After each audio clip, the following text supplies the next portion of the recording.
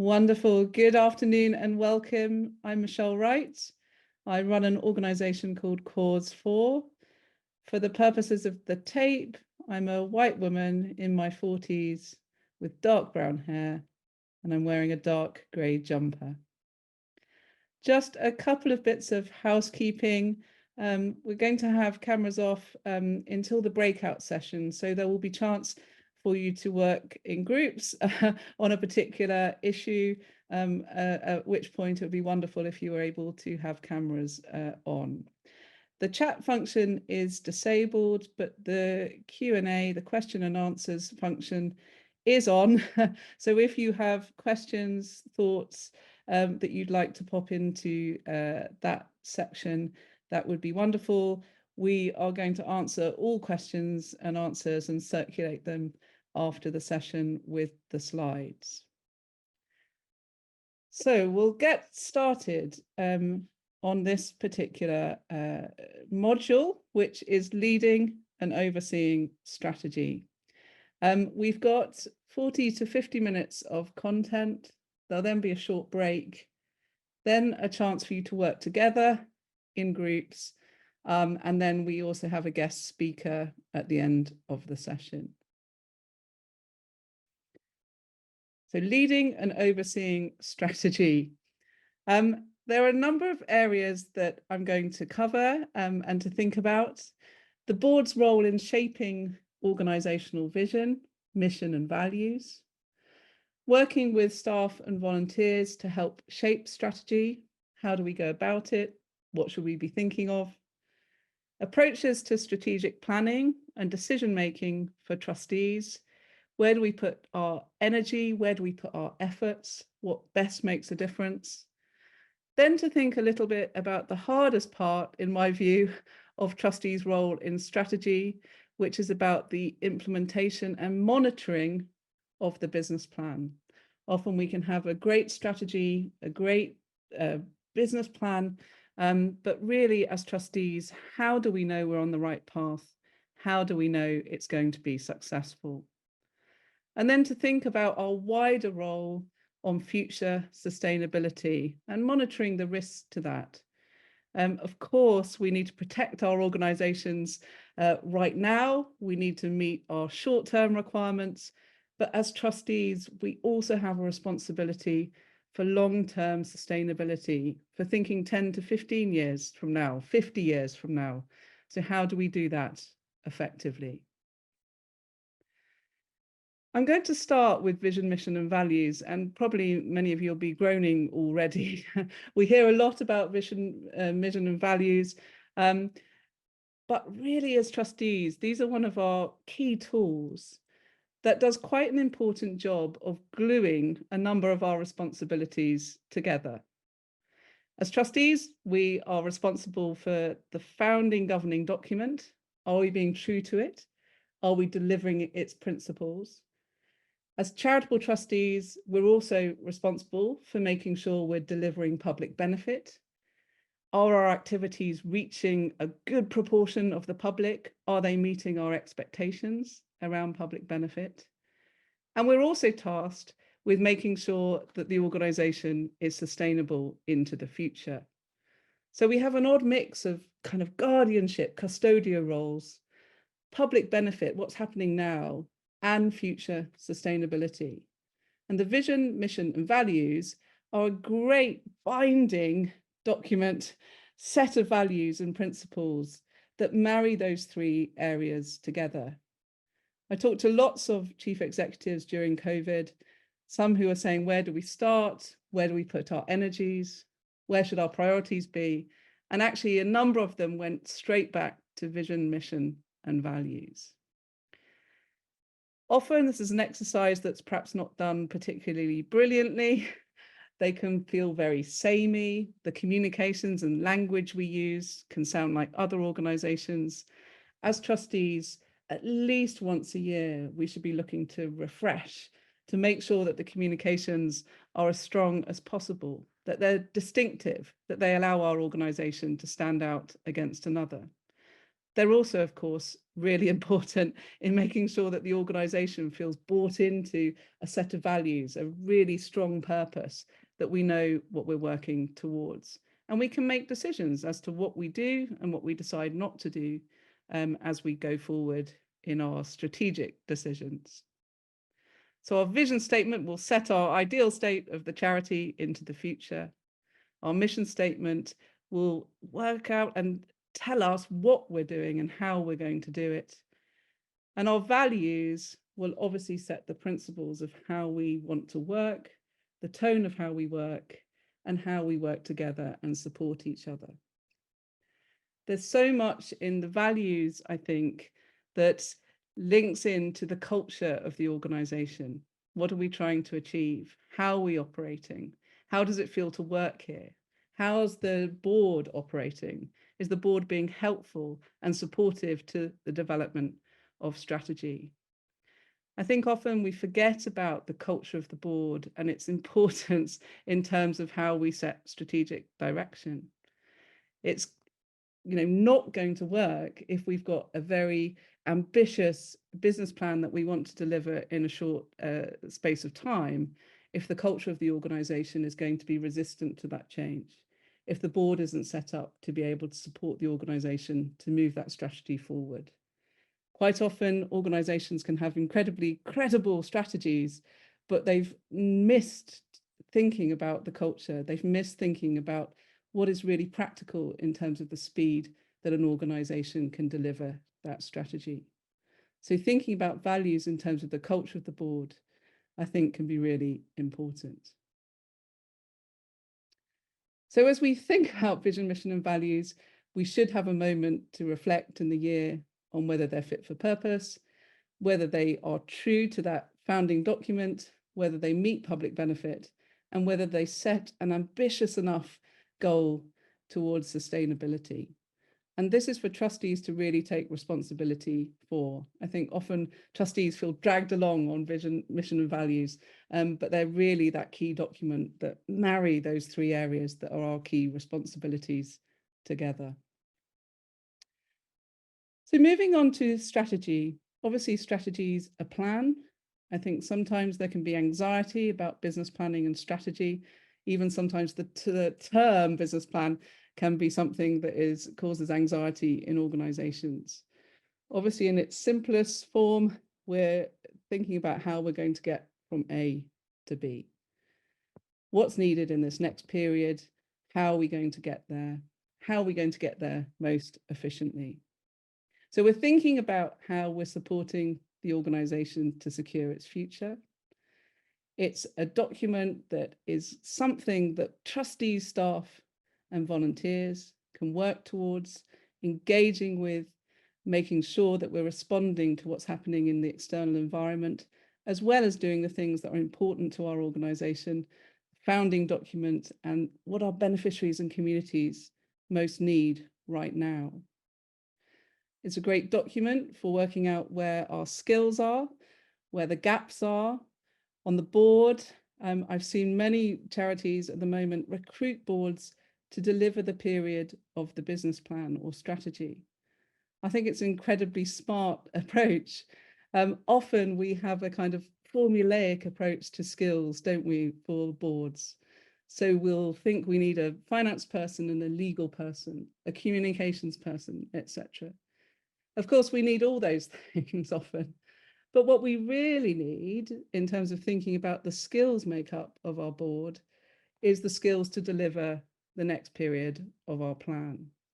I think it's an incredibly motivating thing for trustees to come in for the period of a plan, knowing that they're bringing a key skill that can support that organisation to deliver part of that plan.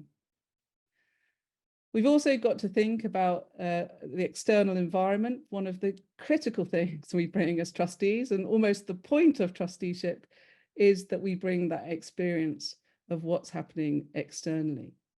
Anybody that works internal to an organization will know how easy it is to get into the detail, to get into the weeds of what's happening.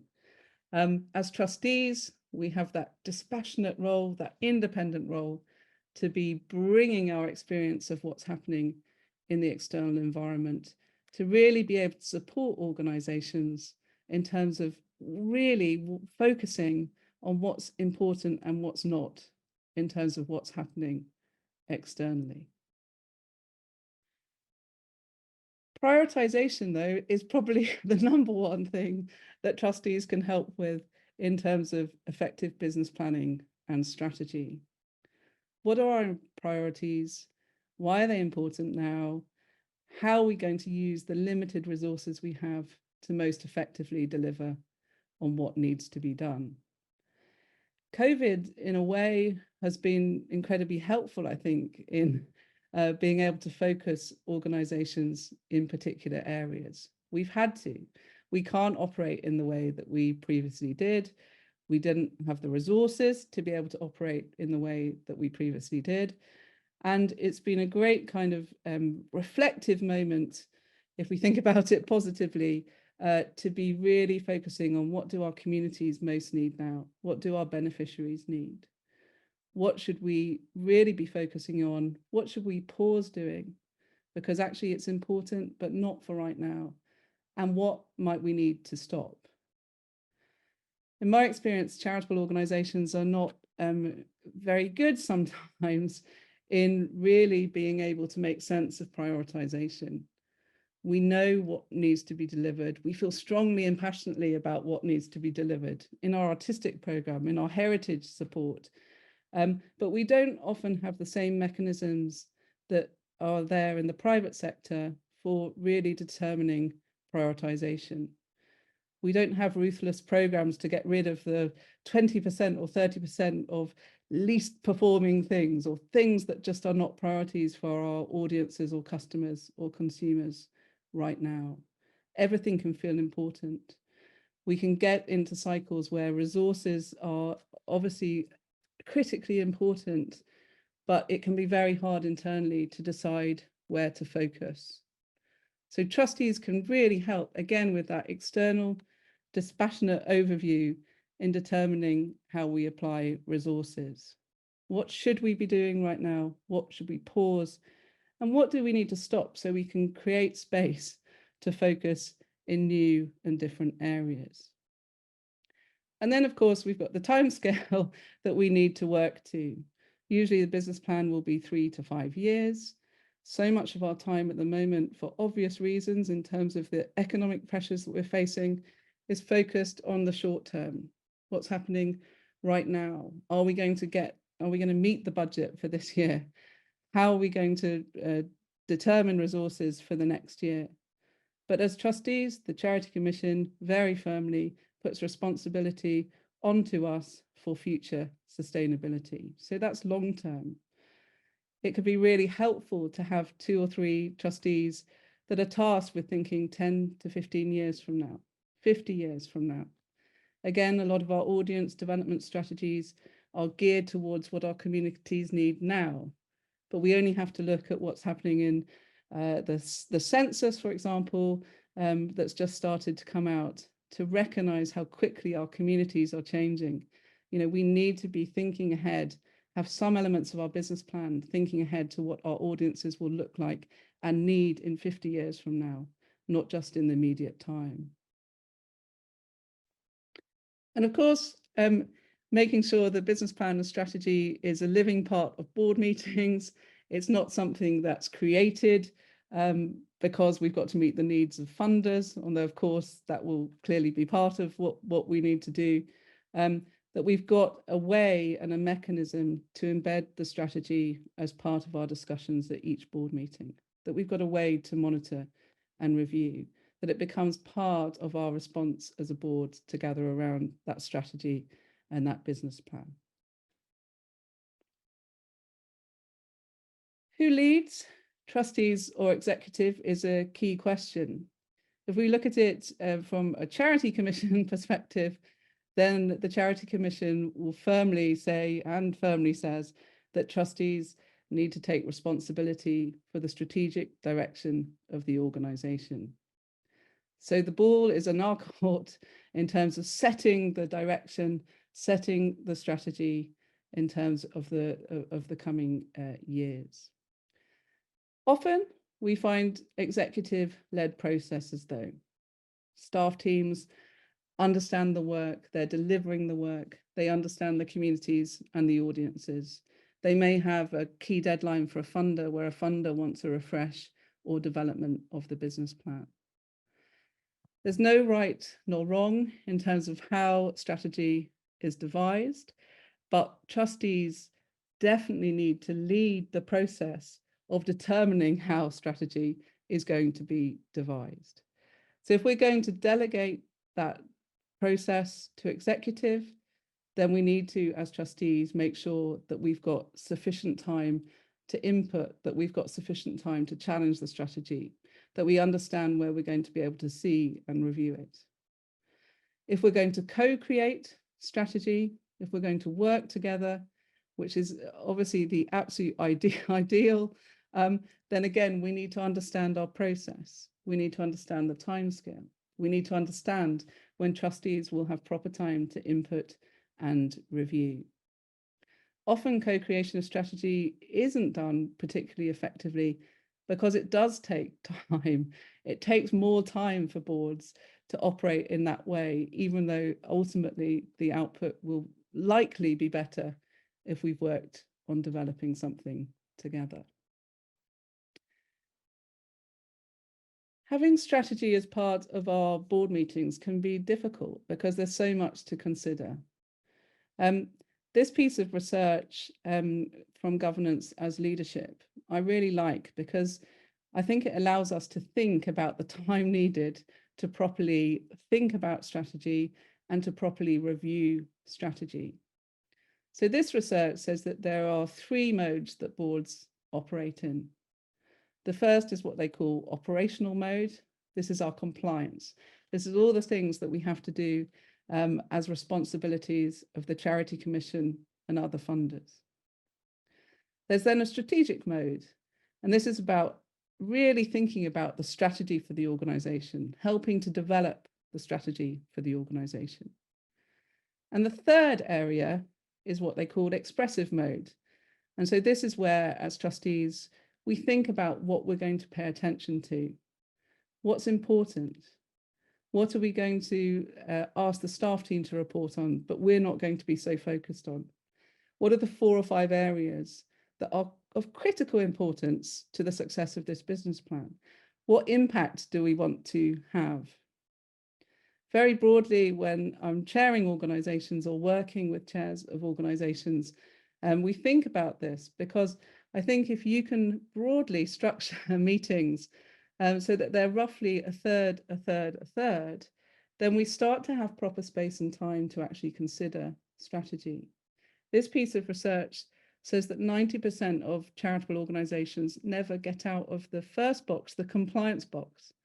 So we sit as trustees in meetings where we're going through very important areas, but actually we never have chance to properly discuss and consider strategy.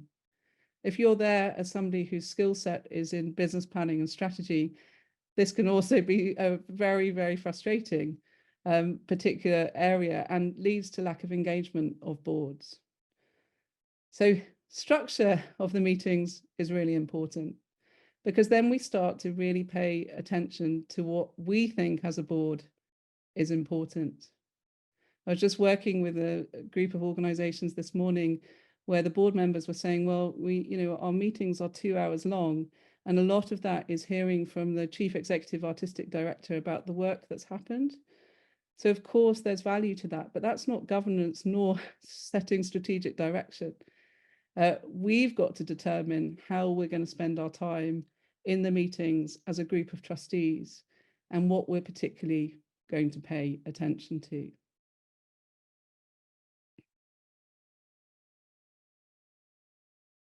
So just thinking briefly on process, if as board members we really take responsibility for gripping how we're going to devise strategy, how the organisation is going to go about it, then we obviously need to be mindful of who's going to be part of a team in developing strategy, when that strategy is going to come back to the board for consideration. We need to be thinking long term as well as short term. So how are we thinking about what happens in 10, 15, 20 years' time? We need to make sure that there's commitment from people across the organization, and some free conversation. One of the challenges, of course, though, is that if we open up the strategic conversation widely across an organization, if people are asked to contribute ideas, then people will get very frustrated if they don't see those ideas realized. So we need time to consider what's going in now, what might be for the future, and which ideas perhaps aren't going to go forward, but we need to provide some explanation as to why. The execution is important. As we talked about in terms of culture, there's no point having a very credible business plan that works to a particular timescale if culturally the organization isn't ready to move at that speed. The plan needs to be actionable. We need to clearly see how we can get from A to B and the steps to do that. It needs to be flexible. Obviously, we're working in such a fast-changing environment at the moment that we're going to need to adapt and change plans quickly.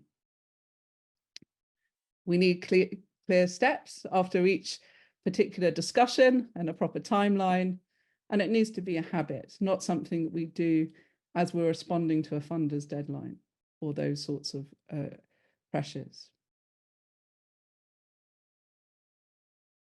Business plans or strategies, though, that are written by particular departments or teams or scattergunned across an organization are usually not particularly successful. So having one author, one voice that brings a strategy together can be really useful. The expectations and timetable that we set, again, very important. And we'll want some review, 3 or 4 people that we trust external to the organization, partners, people that can give us input, fresh ideas and thinking, and we'll just spot things that may have been missed. There'll be time for redraft and circulation for approval. So there's such a lot to it, which is why co-creation of strategy sometimes practically isn't done particularly well because of the time it takes from board and staff. So there's obviously lots to the development of strategy, lots for trustees to think about, but there are really 5 things which certainly in my work as a trustee that I try and pay particular attention to. And the first is how we're going to do it, as already mentioned. Trustees need to determine how the process of developing a strategy is going to be done. Is it going to be a staff-driven process where trustees have input, or is it going to be something that's co-created? The second area, as already mentioned, is that external environment piece. What's happening externally that is really going to input and impact our organization. At the moment, there are so many things that we're having to consider, post-COVID, cost of living crisis, more competition for funds, difficulties in audience behavior post-COVID. All these things are things that organizations are having to juggle and think about simultaneously. For trustees, if we can really bring that external view in a very calm way, what exactly is going to impact our organization in this next period? What is the biggest priority? What is there as something that is of concern, like Brexit, for example, but in our particular context doesn't affect us directly? And I say this because often in this part of strategy, it can feel like a bit of a brain dump on everything that we're thinking of, everything that we're concerned about. For trustees, one of the most helpful, brilliant things that we can bring is some prioritization of some of these external drivers, some of the things that are happening in the external environment. How exactly are they going to impact our organization? And what should we just discard? Because actually it's important, but not critical in our particular context. Again, in the external environment, there will be different areas, different things in terms of the political situation or the economic situation that directly impact our organization, some that will not be so important. Some that we'll be keeping a watching brief on in the periphery, some that we just don't have resources like AAI, for example, to be able to take advantage of right now. So again, this is part of the same aspect as trustees. How do we prioritize? How do we support an organization to be thinking about how it applies its resources? And what might we pause or stop doing so we can create space to respond? Because we surely can't just keep adding activities and adding more responsibilities and adding more areas of strategic focus, because we simply don't have the resources available to be able to address them.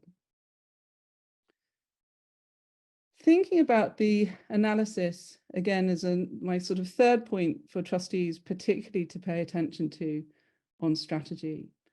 Because we've got so many competing demands, because we've got so many difficulties in terms of thinking about the pressures that we're facing as arts organisations and cultural organisations at the moment, it can be that we have long lists of opportunities and threats. We have long lists of strengths and weaknesses. That's not going to be helpful to us in making any strategic decisions. The analysis, which we usually put together in a SWOT, so strengths and weaknesses, things that are within our control, opportunities and threats, things in the external environment that are outside of our control. We don't want more than 4 or 5 things in each of those boxes. So again, we've got a prioritization exercise to do in terms of what's most important now. What's most important? What is going to be a key driver for our organization going forward? What's a key threat or vulnerability to our organization going forward? How are we going to marry that in terms of the funding and resources that we have available? So for trustees to really focus on the analysis of this section to make sure it's as tight and controlled as possible gives us a chance to really make sense of the strategic opportunities that we might have. Often the SWOT analysis bears no relation to what's in the second half of the business plan. It's done as a kind of tick box exercise rather than as something that can really support an organization to make meaningful decisions about its next steps. Then we've got the area where I started with vision, mission, and values. So how do we marry together that principle of being true to the founding document, meeting public benefit and future sustainabilities? We want to make sure that we've got a really strong sense of what we should be focusing on and what might be appropriate but is not for now, and definitely to avoid, where we can, sort of chasing money or mission drift or areas that are not critical to our core purpose. Most successful organizations build their capacity and their resilience by focusing on what they're already doing really well.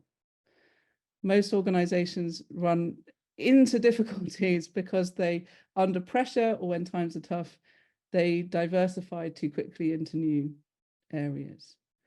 So if you study or look at the research into successful companies, businesses, startup organizations, it's because they spend 90% of their time getting better at what they already do. They're very careful not to diversify or move into too many new areas, certainly not too quickly.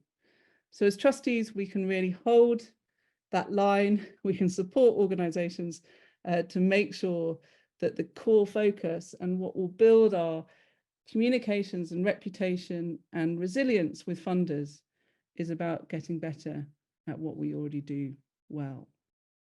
So this comes back down to our prioritization of resources, activities, and the implementation, where trustees can make such an amazing difference on the ability of the strategic plan to be successful.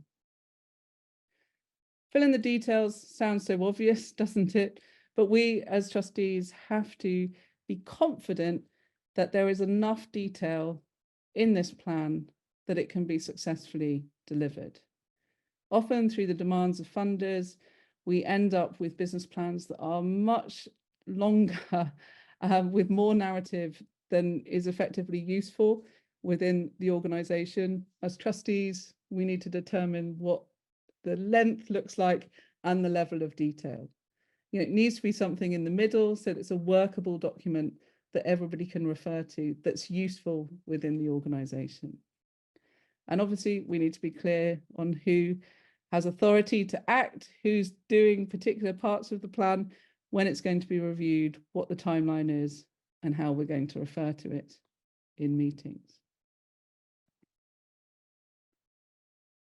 And then there's the review of the plan. And this kind of sort of sounds so obvious, but as a trustee, I've been in the situation a number of times where I feel that the plan is good, where there's been a great process to create it, where it feels as if the implementation is perfectly achievable.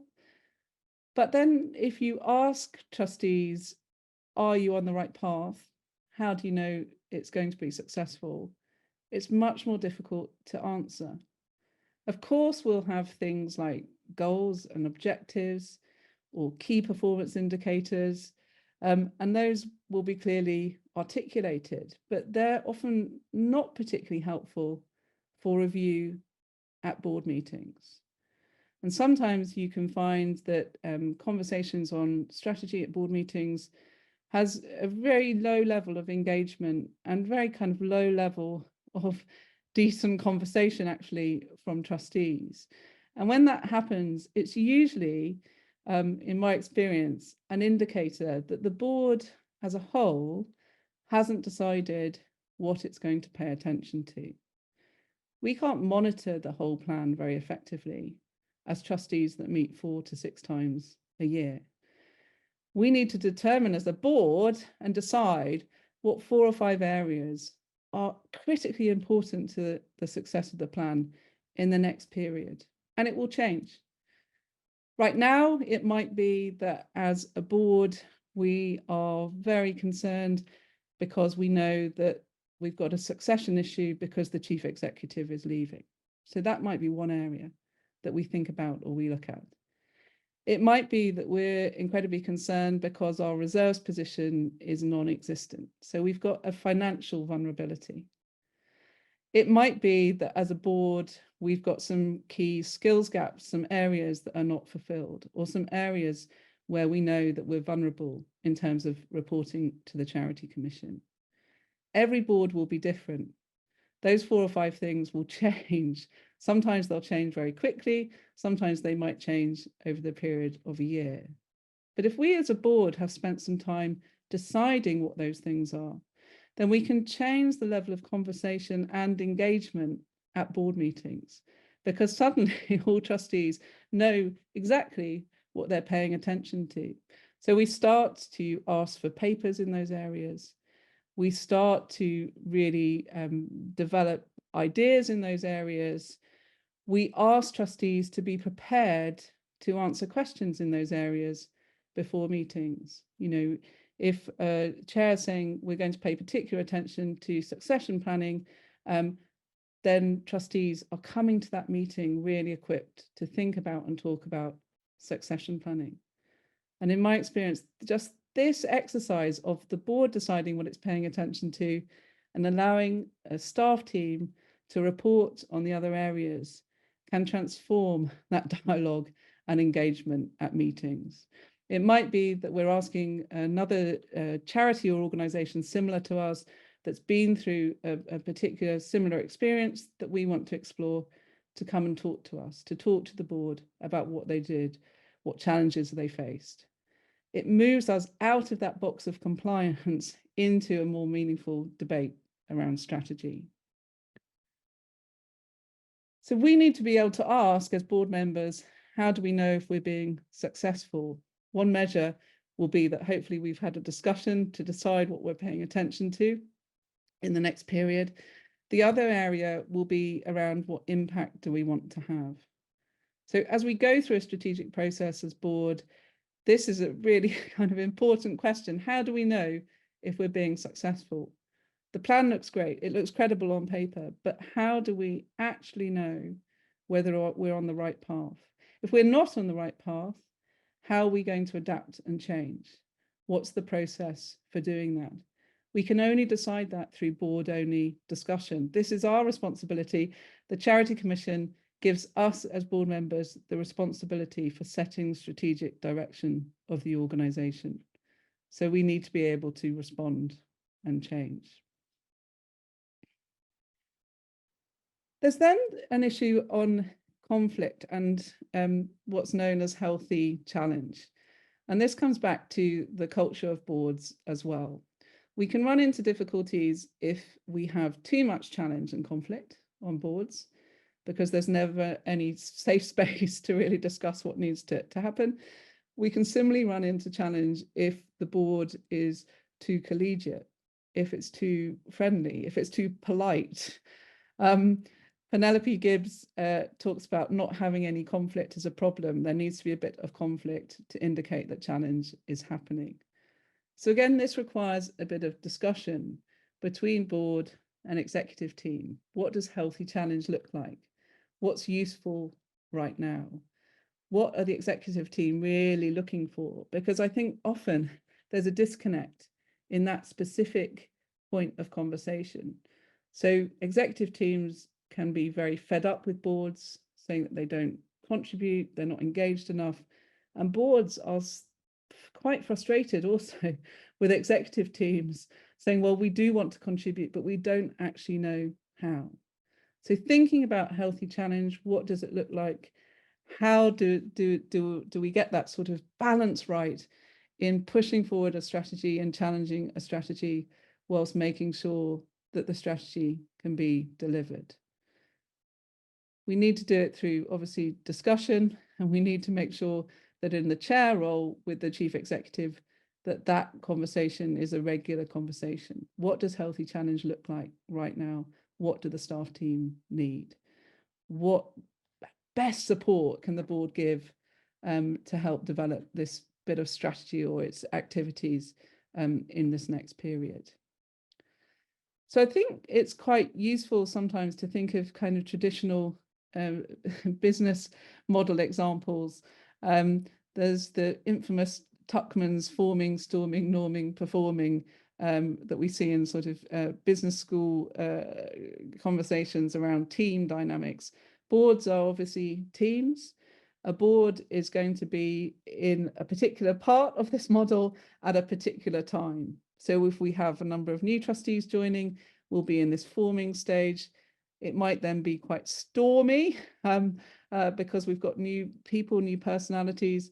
There's then a norming and performing stage. As chairs, as fellow trustees, we need to be very comfortable with conflict, with this healthy challenge, and to recognise that as a board develops, as new people join, as people leave, that we will start to go through different stages of this cycle. At an organisational level on strategy, I think it's also useful to reflect on where the organisation is in its life cycle. I really like this model from Grainer, because he talks about organisations going through phases of revolution which lead to evolution, and that there are really positive stages of growth. So he talks about a creative stage, a more directive stage, a stage where we delegate to others, a stage for coordination and collaboration. But each of these stages in this model also gives way to crisis phases, and we're facing some of that right now, aren't we, within our organisation? So we may have a phase of revolution that's about leadership, one around autonomy, control, because as organisations grow and develop, often then they start to put in more process and bureaucracy and red tape. And then this last point, which I think is really relevant to boards as much as employees, is that there's a psychological saturation of employees who grow emotionally and physically exhausted from the intensity of teamwork and the heavy pressure for innovative solutions. Well, I think our organisation is quite often in this stage right now because we're facing with so many competing demands. Boards, if an organisation is facing financial pressures, can grow very tired, psychologically drained. We need to recognise this, and this is why some refreshment of boards and people perhaps standing down at their term and bringing new people in can be so important, because boards are like any teams. We want to retain as much knowledge as we can whilst bringing in fresh energy and skills. For organisations in crisis, there are a few points from our umbrella body for the charity sector, the NCVO, which are quite useful to consider. So, how are we going to explore risks, explore different scenarios? Hopefully not, but some of our organisation will face very real threats to close. Some will need to think about partnership or collaboration or merger with other organisations. These are trustee responsibilities. We're the ones that are tasked with future sustainability and ongoing solvency. So we need to have space for these discussions to explore the relevant scenarios. And we need to do it at the relevant speed. If financial pressures are a particular concern at the moment, what speed do we need to respond in terms of exploring solutions and particular different scenarios? How are we going to manage the risks? Who is going to have the authority to have particular conversations or do particular activities? What's the decision-making process? Will it need to change because we're facing a particular crisis? How are we going to refocus our efforts in line with our charitable purpose? Because as trustees, that's what we need to hold on to, that founding governing document and core purpose.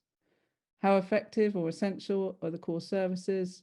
Again, in prioritization, what is most important right now? What could we pause and what might we need to stop doing? Who might we partner with to continue to deliver the services or offer new support? What flexibility do our employees need, our volunteers and our beneficiaries? And what immediate actions do we need to take to manage our finances, cash flow and contingency costs? I was talking to a chair for a theatre company facing some financial difficulties, and she was saying that trustees are aware of the financial challenges, but in the board meetings, staff are there, so she felt they never had a kind of urgent conversation about the financial pressures that the organisation was facing. As board members, we obviously need to grip that and have board-only discussion about some of those scenario planning, bringing in staff teams in thinking about future purpose and direction. Can we speak to funders about the impact of cancelling or delaying activities or repurposing funds? This is an area of real concern from a lot of organisations at the moment.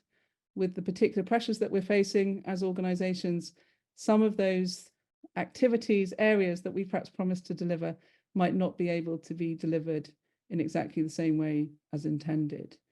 We need, again, as trustees, to be really supportive, to talk to funders and to think about repurposing funds.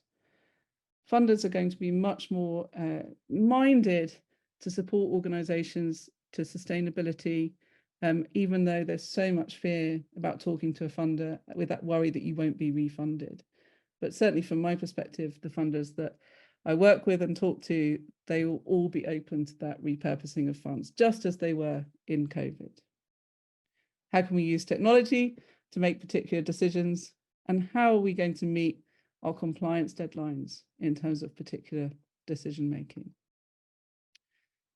So our most famous sort of definition of sustainable development, if we're thinking about that future role for our charities, development that meets the needs of the present without compromising the ability of future generations to meet their own needs.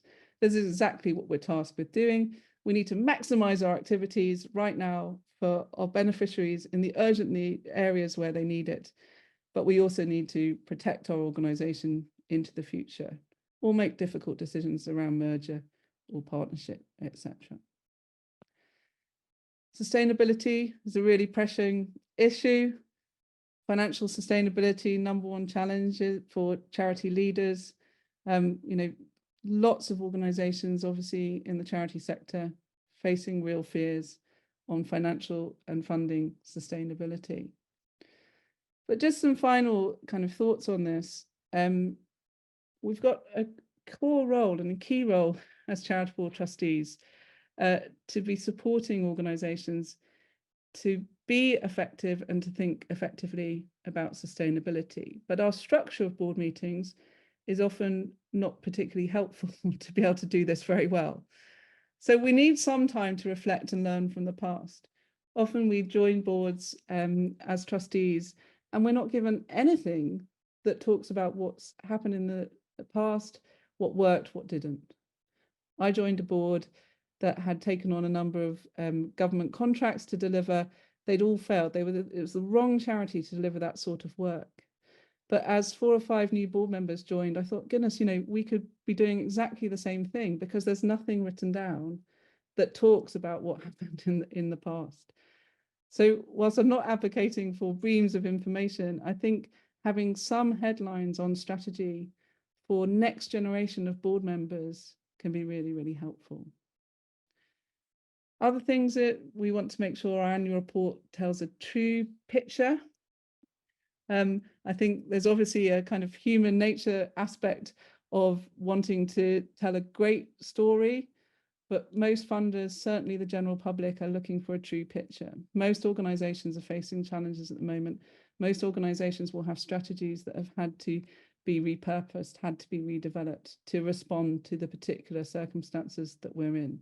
That's the picture that we need to be able to tell. We need to make sure that any partnerships that we have are adding value. We obviously need to measure capacity and demand. We need to be thinking all the time about succession planning for key board roles and executive roles. Diversify our funding streams, but not over-diversify. We hear so much about diversifying our income streams, but most successful charities put effort into developing depth in 2 or 3 areas, not in overstretching in 5 or 6. Obviously, be proactive in financial issues, because as trustees, we hold that important line on solvency. To be looking ahead, to be efficient, and really important as a final thing is to be very mindful of this balance between pushing forward as an organisation and having some moments of lull and reflection. So many of our charitable organisations are at full tilt all the time. Our resources are so stretched. We're surviving into the next period of our business plan, or making sure that we meet targets. Obviously, that's not an area for a sustainable position, nor does it meet our requirements as trustees in terms of safeguarding, because we've got a duty of care to everyone who comes into contact with our organisation, including our staff and volunteers. So in our strategy, this is where our prioritisation becomes so important. We need times where we're pushing forward and driving, and times where there's some reflection and support. So that will undoubtedly mean stopping doing some things, pausing other things, and making sure that we're really clear on what the most important activities are right now and for what reason. Great, I'm going to stop there, bang on time. So we've got a 10-minute break now, and then we'll be back to reflect on some of this in a breakout. So we'll see everyone at 3 o'clock.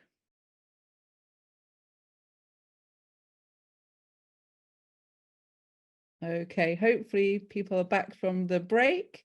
We're now going to have a chance to work together for a little, for about 15 minutes or so. So the question, which will be in the chat in your rooms, is how is your strategy devised within your organisation, be it a charitable structure or any other type of organisation, and who is involved?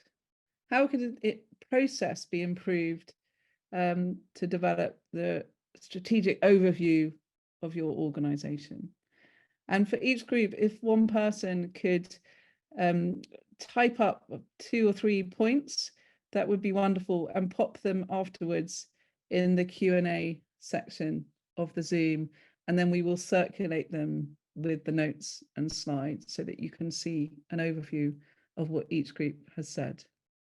So you should now get a link to the breakout rooms, and we'll see you shortly.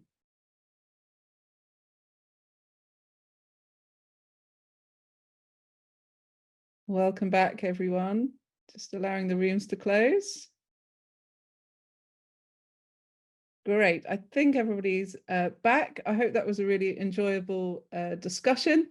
If somebody from each group could pop 2 or 3 thoughts from that discussion into the Q&A, that would be wonderful. And then we'll collate them and circulate them post this session with the slides.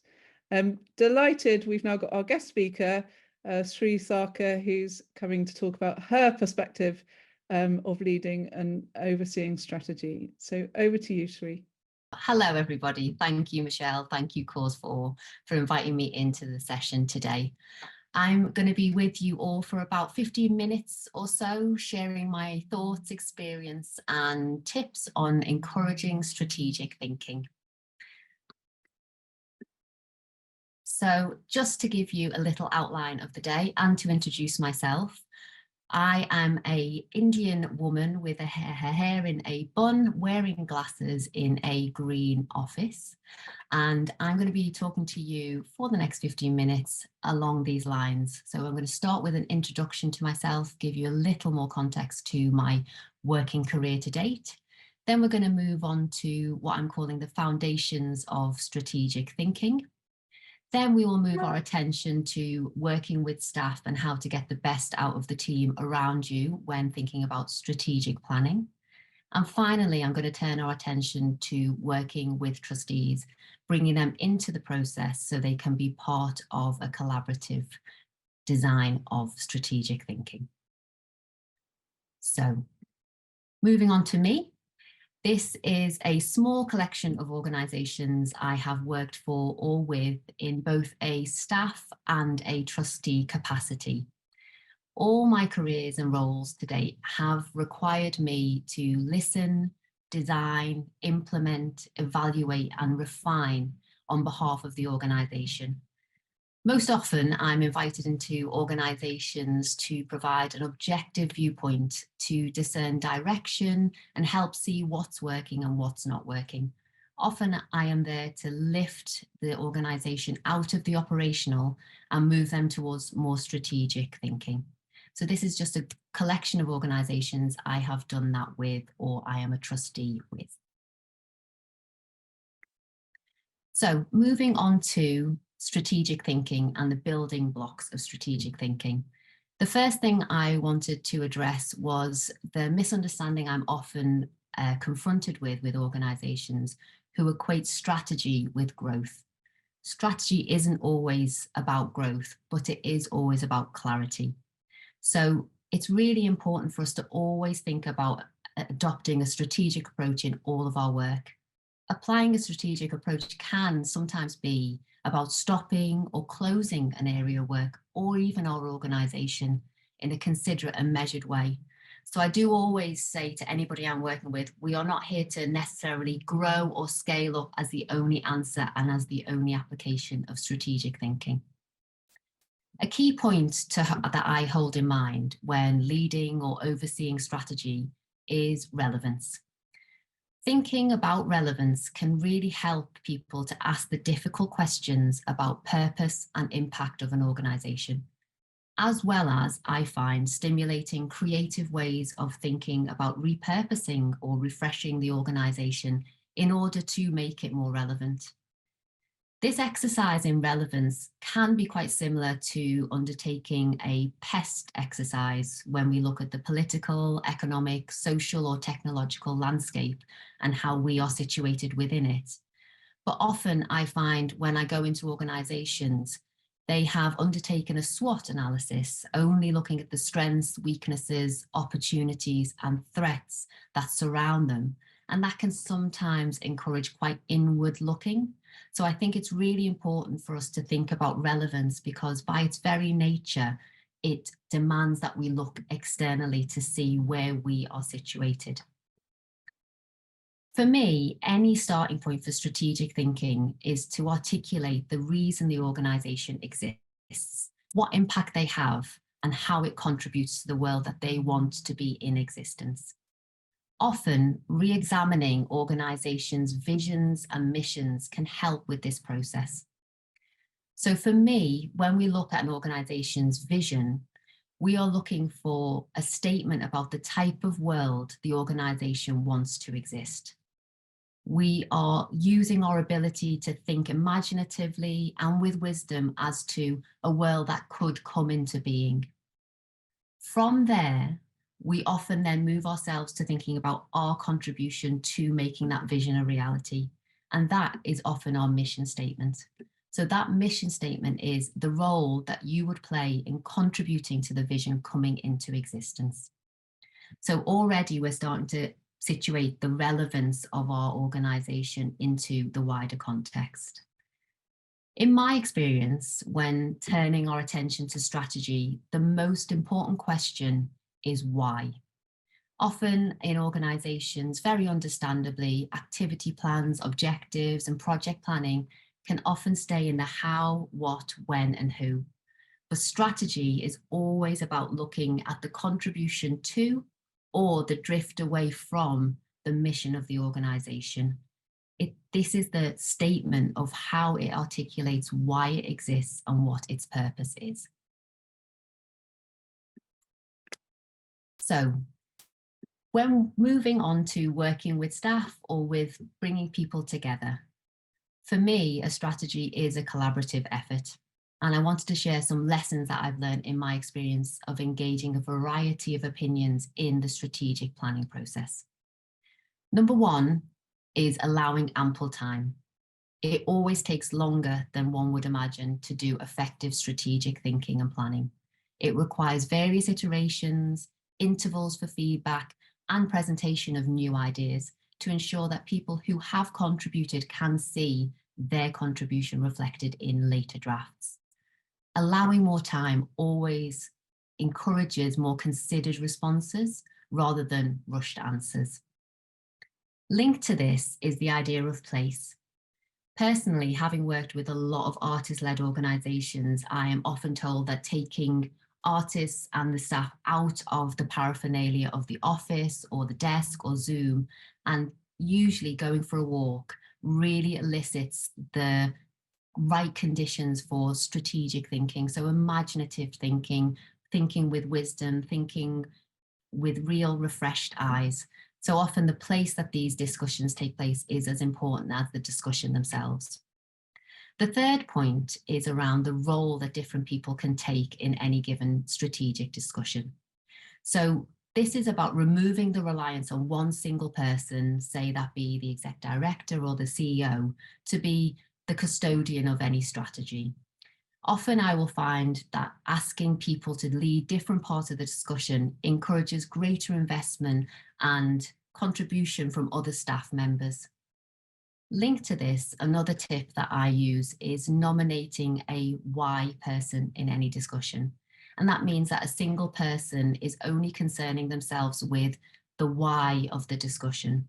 So for example, they might ask the question, why does this work matter? Why does it have to happen? Why does it have to happen now? As opposed to being fully involved in the discussion itself. Finally, I encourage end-to-end thinking. Sometimes I can find that strategic thinking can feel quite abstract and disconnected for groups of staff. So I often try and work with an end-to-end example drawn from the organisation's programme. So then the staff can see the why sitting on top of the who, what, when and how. And it really helps to anchor the strategy in reality for people.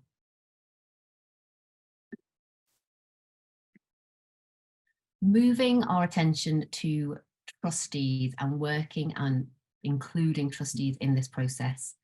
For this section, I'm going to be talking both as a previous executive director and also as a sitting trustee at a charity. So for me, trustees are sails and anchors. As trustees, we act as a sail by supporting and encouraging momentum to the organisations we serve. But also we are an anchor, ensuring that activities are linked to the mission or objectives, particularly charitable objectives of organisation.